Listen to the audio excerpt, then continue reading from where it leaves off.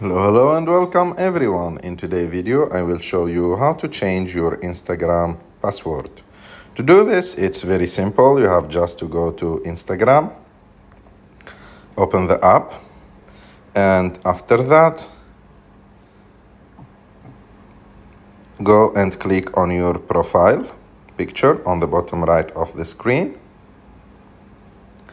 And after that, you have to go and click on the three lines on the top right of the screen. And after that, go and click on the first option, Account Center.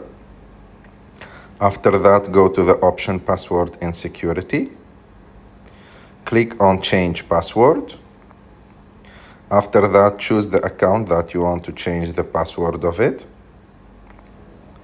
And as you can see here, you can or you should put your old password and type the new password 2 times.